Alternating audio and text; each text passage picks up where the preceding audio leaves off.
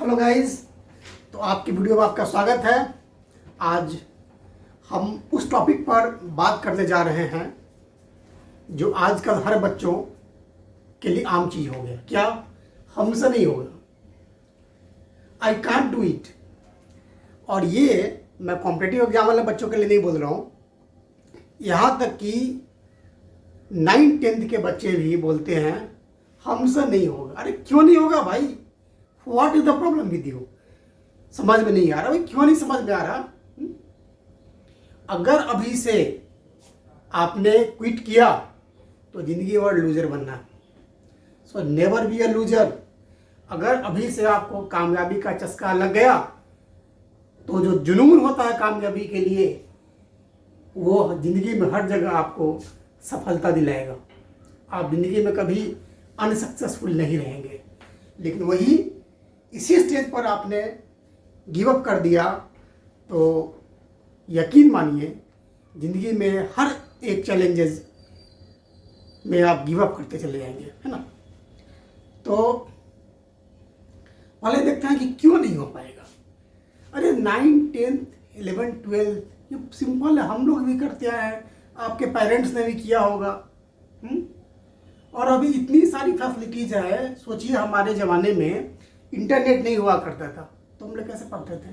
केवल बुक भी बहुत ही सिलेक्टेड बुक्स थी और लाइब्रेरी की सुविधा बहुत कम थी। इलेक्ट्रिसिटी नहीं थी, गर्मी में पढ़ रहे हैं। अभी सारी सुविधा आपको दिया हुआ है।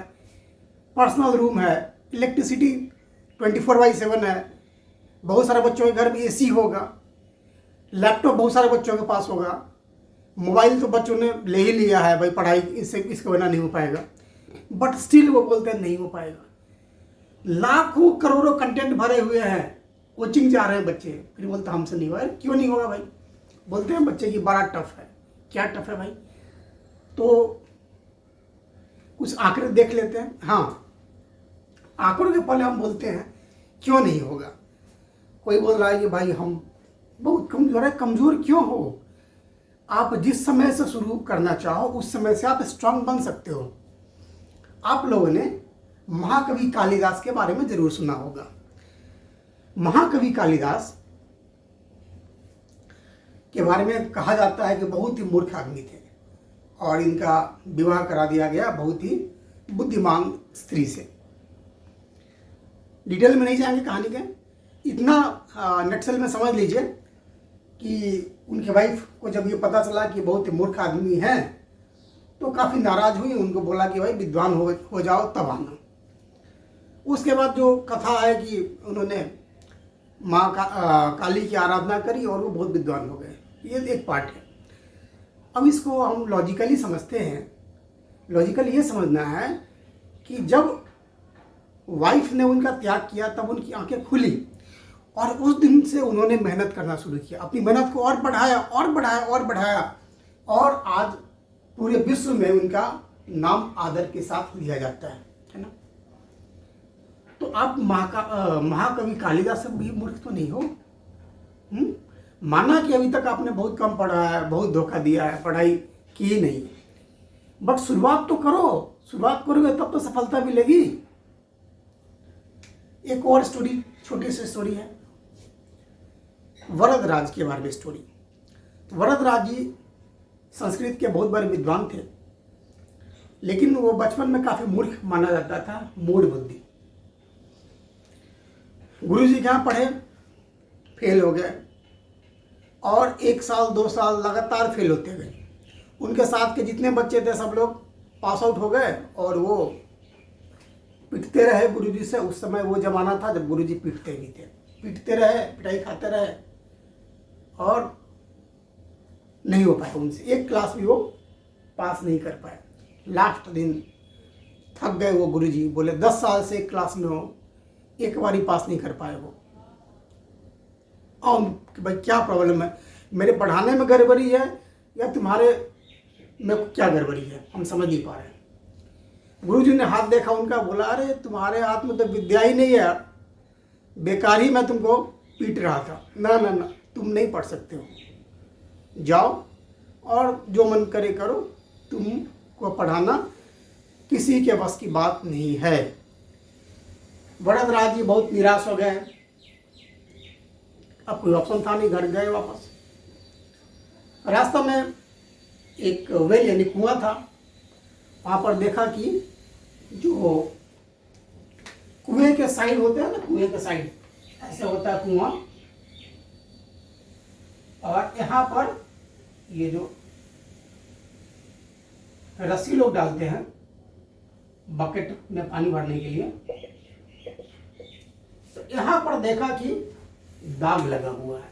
मतलब जो स्टोन था, स्टोन घिस गया था। वरदराज जी को बड़ा आश्चर्य हुआ और पूछा कि भाई ऐसा कैसे हो गया? भाई आज तो सुने थे कि पत्थर से रस्सी कटती है, यहाँ रस्सी से अपने पत्थर को काट दिया।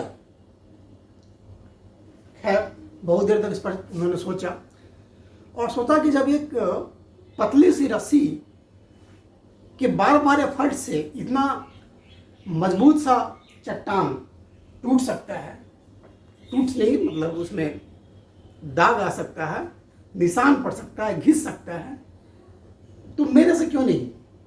अब वरदराज जी का पूरा चेंज हो गया था इंटरनली, और वो पुराने वाले वरदराज जी नहीं थे। गुरुजी के पास फिर कॉन्फिडेंस के साथ गए, बोले गुरुजी एक मौका। गुरुजी बोला नहीं तुमसे नहीं होने वाला, तुम जाओ। बोले नहीं गुरुजी एक बात। तो गुरुजी ने देखा कि भाई बच्चे में काफ़ी कॉन्फिडेंस आ गया है, तो बोले चलो एक मौका देते हैं। अब वरदराज ने जो दिन रात मेहनत करी पढ़ाई करने के लिए, तो एक महीने में क्लास 1 कंप्लीट, दूसरे महीने में क्लास 2, और एक साल में अभी तक का जो 10 साल नहीं हो पाया था वो एक साल में कंप्लीट किया, और नंबर 1 पर है। और फिर संस्कृत जगत के माने बहुत नामी हस्ती बने, बहुत बड़े विद्वान थे। तो ये 2 एग्जाम्पल हैं, और आप हिस्ट्री में देखिएगा अब्राहम लिंकन, ये वो बहुत सारे हैं। तो फिर इतने जो मूर्ख कहे जाने वाले लोग इतने सक्सेसफुल हो सकते हैं, आप क्यों नहीं भाई? आप इंटरनेट पर, सबके पास इंटरनेट होगा, ये सर्च करिएगा, एक से एक जिंदगी में मेहनत के बल पर लोगों ने बड़ी सफलताएं अर्जित करी। तो आप भी मेहनत करिए और आप जरूर सक्सेसफुल होंगे। अब थोड़ा सा बात उनकी करते हैं, बोलते हैं कि भाई मेरा मार्क्स बहुत कम हुआ, मेरा फ्यूचर क्या होगा, हम तो किसी कॉम्पिटेटिव एग्जाम में नहीं बैठ सकते। तो मैं बोलूँगा कि इंडिया का जो टफेस्ट एग्ज़ाम है कॉम्पिटेटिव एग्ज़ाम, वो सिविल सर्विसेज माना जाता है। तो सिविल सर्विसेज में एक IAS हैं अविनाश शर्मा, 1996 में उन्होंने मैट्रिक पास करी थी, तो उनको 700 में से 314 नंबर आए थे। Just passing mark, 3rd division से पास किए थे। अब आप सोच भी नहीं सकते हो कि कितनी मेहनत करी होगी अविनाश शर्मा जी ने कि IAS बने। एक और एग्जाम्पल है तुषार सुमेरा जी भी IAS हैं, और उनके भी मैट्रिक वगैरह में काफ़ी कम मार्क्स थे, मैट्रिक इंटरकुलेशन में काफ़ी कम मार्क्स थे, लेकिन अपनी हिम्मत से, अपने परसिवरेंस से, अपने पेशेंस के साथ लेबर को वो बढ़ाते गए और वो सक्सेसफुल हुए। एक ये जो तो ऐसे ही है। एक और बताता हूँ, एक IPS है आकाश कुल्हारी। इनको तो मैट्रिक में इतने कम मार्क्स मिले थे कि स्कूल ने इनको बाहर कर दिया, नहीं तुम्हारे जैसे कमज़ोर बच्चे मुझे नहीं चाहिए। और वो आकाश कुल्हारी ने फर्स्ट अटेम्प्ट में IPS क्वालिफाई किया। तो वो इतने एग्जाम्पल काफ़ी हैं आपको मोटिवेट करने के। अभी और बताऊंगा, बट प्लीज़ कंटिन्यू करिए। अगर आप जीवन में सक्सेसफुल होना चाह रहे हैं तो इस वीडियो को अंत तक देखिए, और आप में जो पॉजिटिव चेंजेस आएंगे वो मुझे काइंडली कमेंट बॉक्स में लिख के बताएं। चलिए, ये तो हुआ कि मैंने एग्जाम्पल दिया कि बहुत ही कमज़ोर से बच्चे जो कमज़ोर माने जाते थे, उन लोगों ने बड़े बड़े कारनामे किए, सक्सेसफुल रहे। अब आते हैं आप तो किस चीज़ के लिए डर रहे हो, उसको भी देख लेते हैं। तो ये 9th 10th में जो आप डर रहे हो कि भाई साइंस नहीं ले पाएंगे, साइंस टफ है, ये वो है, वो कुछ नहीं। रिपीट करो वरदराज जी की तरह। वरदराज जी के ऊपर ही एक कहावत है, करत करत अभ्यास के जरमति होत सुजान, रसरी आवत जात के सिल पर परत निशान, है ना। तो आप भी बार बार घिसिए, बार बार प्रैक्टिस करिए और यू विल बी सक्सेसफुल, ये मेरा गारंटी है। अब कुछ बच्चे जेई यानी कि इंजीनियरिंग का एग्ज़ाम, नीट, मेडिकल का एग्ज़ाम, इनसे डरते हैं। भाई इसमें कैसे होगा, मेरी मेहनत कम है, इतने सारे बच्चे हैं। अरे भाई तुमको एक ही सीट चाहिए ना, लाखों बच्चों को रहना तो तुमको एक सीट चाहिए, और एक सीट के लिए तुम मेहनत करो, तुम्हारा होना होगा सिलेक्शन, एक सीट में होगा। तो हम जेई के ऊपर जाए उसके पहले हम इंडिया के टफेस्ट एग्जाम के बारे में बात करते हैं, उसमें सक्सेस रेशियो क्या है। साइड में लिखते हैं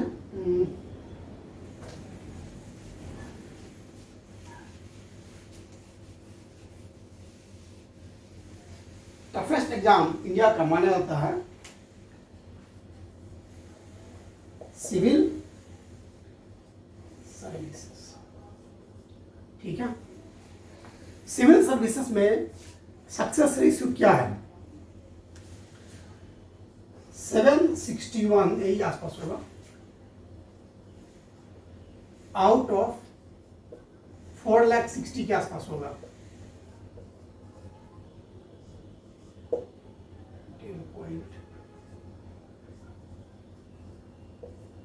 देखिए टोटल 10.5 लाख बच्चों ने एग्जाम भरा था, ठीक है। एग्जाम सिविल सर्विसेज के लिए फॉर्म फिलअप किए थे, लेकिन ये बच्चे पहले ही राउंड में छट गए, बोले कि भैया हमसे ना हो पाएगा, बड़ा टफ एग्जाम है। तो ये तो पहले राउंड में छट गए। कितना? 10.5 लाख में से कितने? लगभग 6 लाख बच्चे पहले ही छट गए। बच्चे कितने? 4,60,000, 4,60,000 या 60 नहीं, ये शायद 80 है, 482 है, ऐसा कुछ, 4.5 लाख, 4,80,000 के आसपास। इतने बच्चे सक्सेसफुल हुए, इतने बच्चों ने एग्जाम में अपीयरेंस की, अपनी वो जो भी इनकी तैयारी रही होगी वो लोग अपीयर हुए, एग्जाम दिए। इसमें से 761 लोग ही क्वालिफाई किए, मतलब फाइनल रिजल्ट, जो मेंस होता है, क्या बोलते हैं, प्रिलिमिनरी होता है, मेंस होता है, फिर इंटरव्यू करके टोटल 157 लोग, सॉरी 761 लोग ही सक्सेसफुल रहे। तो अगर आप इसका परसेंटेज निकालिएगा तो आएगा 157 आउट ऑफ 1 लाख, मतलब सक्सेस का रेशियो 1 लाख में 157 है, ठीक है, काफी कम है। चलिए कोई बात नहीं, मैं यहाँ लिख देता हूँ 157 आउट ऑफ 1 लाख, 1 लाख में से 157 इसमें सक्सेस रेशियो है। अब आते हैं इंजीनियरिंग के बाद, तो जेई मेंस की बात करते हैं। मेंस में जो रिजल्ट है 50,000 आउट ऑफ 8.5, 8,50,000 लोगों में से 50,000 क्वालिफाई होते हैं। कितने? 8.5 लाख लोग बैठते हैं, उसमें 50,000 का रिजल्ट आता है, ठीक है। तो इसका रिजल्ट का रेशियो देखिए कितना हो गया, 1 आउट ऑफ 17, आप भी निकाल सकते हो। मतलब 17 में से एक बच्चे सक्सेसफुल हो गए। अरे तो बहुत कमाल की बात है जी, 17 में से एक बच्चा तुम भी हो सकते हो। चलो अभी जेई एडवांस की बात करते हैं, ये थोड़ा टफ होना चाहिए। इसमें ये लगभग 16,000 बच्चे होते हैं, सीट्स होते हैं सक्सेसफुल का, और ये 2.5 लाख होते हैं, मतलब 2.5 लाख बच्चे इसके लिए क्वालिफाई करते हैं। उसमें से 2.5 लाख बच्चे इसके लिए प्रिपेयर करते हैं, एग्जाम देते हैं, और 16 लाख सक्सेसफुल होते हैं, ठीक है। तो इसका आपका रिजल्ट का रेशियो हो गया 64 आउट ऑफ 1000, 64 आउट ऑफ 1000, ठीक है। अभी देखते हैं मेडिकल, लोग बोलते बड़ा टफ है, बड़ा टफ है, उसमें क्या है? अच्छा, ये मैं तब बोल रहा हूँ कि जेई के लिए 2 ही बार चांस मिलता है, तो इसमें 17 चांस है, 17, 1 आउट ऑफ 17, और यहाँ पर 64 आउट ऑफ 1000, तो आराम से आप निकाल सकते हो। तो नीट की बात करते हैं। नीट में कितने बच्चे अपीयर होते हैं, है ना?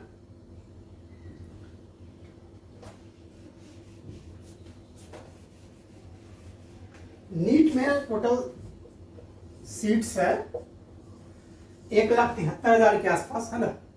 और इसमें 18 लाख बच्चे अपीयर करते हैं। 18 लाख में से 1,73,000 बच्चों क्वालिफाई होते हैं। तो आप जब निकालेंगे 96 आउट ऑफ 1000, 1000 में 96, तो बहुत अच्छा है ना जी। 1000 में से 96 तो तुम भी हो सकते हो, और इसमें अनलिमिटेड चांस है। इस साल नहीं हो, अगले साल, बट कोशिश करो कि एक बार में हो जाए, ठीक है। अभी भी आप लोगों को लगता है कि टफ है, तो एक मास्टर स्ट्रोक, इसके लिए ध्यान से रुके रहिए। अभी मास्टर स्ट्रोक मेरा बाकी है। अभी भी बहुत बच्चों को लगता है कि भाई लक बहुत बड़ा फैक्टर है, कुछ चमत्कार हो जाए तो मेरा सिलेक्शन हो जाए, ठीक है। तो चलिए चमत्कार करते हैं। चमत्कार तो भैया ये है कि you yourself is a miracle, तुम अपने आप में एक मिरेकल हो। कैसे? मैं प्रूव करता हूँ।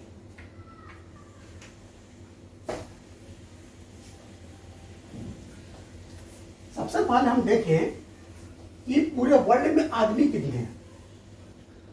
लगभग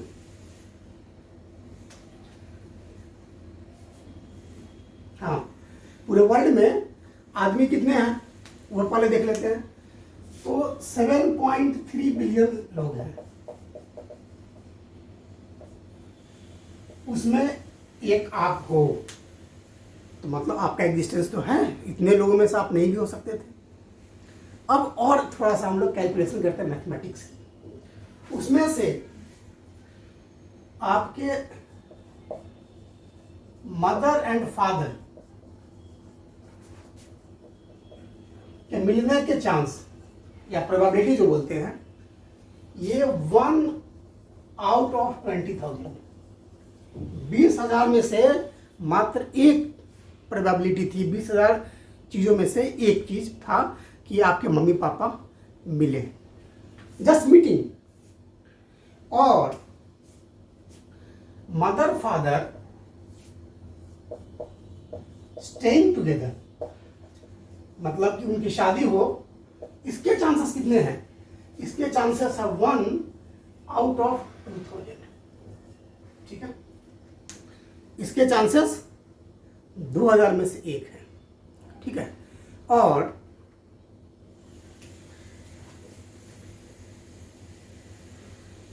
exact ovum and exact sperm, exact ovum from mother and exact sperm from father, जिससे कि आप बने हो, आपकी डुप्लीकेट नहीं, आपका भाई नहीं, एग्जैक्ट आप में जो गुण हैं, लाखों करोड़ों गुण होते हैं, उसमें आप में जो गुण है, ये एक पर्टिकुलर स्पर्म ओवम से आया होगा। इसकी कितनी प्रोबेबिलिटी है भैया? ये प्रोबेबिलिटी है 1 ऑफ 10 टू द पावर 17, 10 पर पावर 17, 1 के ऊपर 17 जीरो। सोच लो कितना कम प्रोबेबिलिटी थी आप हो। यहां तक तो समझ में आ गया। अभी जो आपके साथ हुआ है, यानी आपके बनने का जो प्रोसेस, ये प्रोसेस रिपीट हुआ होगा कहाँ? पास्ट में। इसी तरह आपके मदर का एग्जिस्टेंस, उसका भी होगा चांस, फिर फादर का, फिर ऐसे करते करते आपके जितने भी एंसेस्टर्स हैं वहाँ से आप तक का जो सफ़र हुआ उसकी प्रोबेबिलिटी में कि आप ही हो, उसकी प्रोबेबिलिटी है 10 to the power 2, 6, 8, 5, 1, 2, 3। अब इसको काउंट करो। 10 का पावर 26,85,000, मतलब एक के ऊपर 26,85,000 अगर 000 देंगे तब ये आपकी प्रोबेबिलिटी है होने की। तो क्या ये मिरेकल नहीं है? आप, मैं सोचा मैथमेटिक्स पढ़ते होंगे, इसको बोलेंगे 10 to 0, नहीं होगा। ठीक है, ये वो प्रोबेबिलिटी है। डाइस, आप लूडो खेलते हो, उसमें डाइस होता है, डाइस में 6 फेसेस होते हैं, है ना, और अलग अलग नंबर होते हैं 1 से लेकर 6 तक। तो अगर सपोज करो इसमें डाइस में 6 फेस हैं, 6 फेस की जगह इसमें अगर 20 करोड़ फेस हो, मतलब 1, 2, 3, 1 लाख ऐसे करके 3, 4 करके 100, 200, 400 करके 20 करोड़ तक का नंबर अगर लिखा जाए, उतना बड़ा डाइस हो, ठीक है, और इसको 20 लाख लोग खेले, 20 लाख लोगों के पास ऐसा डाइस हो और वो रोल करे, डाइस फेंके और एग्जैक्ट सेम नंबर, जैसे 1,01,000 फॉर एग्जाम्पल, तो 20 लाख लोग के ने डाइस फेंका 20 करोड़ फेस वाले डाइस को, और सबका 1,01,000 आया। इसका मतलब कि वो जो प्रोबेबिलिटी होगी, सोच लो कितना कम होगा, that probability is your existence. अब आप समझ गए कि आप कितने खास हो, you are very very special, ये मिरेकल है। ठीक है, और उसकी प्रोबेबिलिटी मैंने बताइए ना, मेडिकल में होने का प्रोबेबिलिटी कितना है भैया?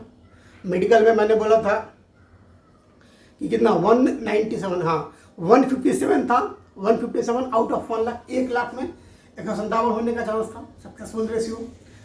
और उसके बाद में सॉरी इसका नीट का था 96, नीट का था 96 आउट ऑफ 1000, और जेई का था, जेई मेंस का था 1 आउट ऑफ 17, जेई एडवांस का कितना था, जेई एडवांस का मुझे 64 था आउट ऑफ 1000, और इसका सिविल सर्विसेज का था 1 आउट ऑफ 1 लाख। यह है सिविल सर्विसेज, यह है नीट, यह है जेई एडवांस, और ये हो गया जेई मेंस। ठीक है, अब आते हैं, ये जो नंबर है इसको आप कंपेयर करिए। क्या कंपेयर करिए? एक 80 साल का जो मेल होता है, आदमी होता है, उसके बॉडी में नंबर ऑफ कुछ मॉलिक्यूल्स होंगे, number of molecules in 80 kg person. 80 kilo वाले आदमी के बॉडी में कितने मॉलिक्यूल्स होंगे? तो ये हो गया 10 का पावर 27 मॉलिक्यूल होता है। ठीक है, देखिए, फिर number of atoms of which the earth is made. Earth जितने एटम से मिलकर बनी हुई है उसका वो कितना होगा? यह 10 का पावर 50, यानी एक के ऊपर 50 जीरो। उसके बाद में number of atoms in the non universe. जो यूनिवर्स हम लोग जान रहे हैं उसमें कितने नंबर ऑफ एटम्स हैं? ये हैं 10 का पावर 80। कितना? ये एक्चुअली 10 का पावर 78 से 10 का पावर 82 तक माना जाता है। ठीक है, तो मैंने बीच का ले लिया है 10 का पावर 80। तो ये है प्रोबेबिलिटी। अगर मैं बोलूं कि अर्थ में से कोई पार्टिकल खोज के लाओ तो देखो 1/10 का पावर 50 हो गया। इवन यूनिवर्स में जो नंबर ऑफ एटम्स है वो भी ज़्यादा नहीं है, 10 का पावर 80, ठीक है। लेकिन आपके होने की जो प्रोबेबिलिटी है वो 1/10 टू द पावर 20,85,000, एक के ऊपर 26,85,000 जीरो है। सोचिए कितना बड़ा नंबर है। तो यानी आपके होने की प्रोबेबिलिटी जो आप बोलते हैं कि हाँ बहुत कमज़ोर है, मेरा भाग्य साथ नहीं दे रहा है, अरे भाग्य साथ दिया तब तो आप जिंदा हो, तब तो आपका एग्जिस्टेंस है। इतने सारे कोइंसिडेंसेस होते आए हैं, तो आपका होना जब मिराकल है इटसेल्फ, तो आप क्यों नहीं मिराकल कर सकते हो, है ना। तो मिराकल करिए और बस मेरे लिए कमेंट बॉक्स में आप लिख दीजिएगा जो आपकी फीलिंग्स हो। आपको वीडियो कैसा लगा, और अगर अच्छा लगा तो सब्सक्राइब जरूर करिएगा, दोस्तों के साथ शेयर करिए, क्योंकि सक्सेस जितना बांटेंगे उतना ज़्यादा आप सक्सेसफुल होंगे, है ना। तो बस लास्ट में इन्हीं वर्ड के साथ मैं विदा लेता हूँ। अपनी मंजिल को भुलाकर जिया तो क्या जिया, अपनी मंजिल को भुलाकर जिया तो क्या जिया, है दम तो उसे पार करके दिखा, है दम तो उसे पार करके दिखा। अपनी मंजिल को भुलाकर जिया तो क्या जिया, है दम तो उसको पार करके दिखा। लिख दे खून से अपनी कामयाबी की कहानी, लिख दे खून से अपनी कामयाबी की कहानी, और बोल उस किस्मत को कि दम है तो इसे मिटा कर दिखा। गुड बाय दोस्तों, मिलते हैं अगले वीडियो में, बाय।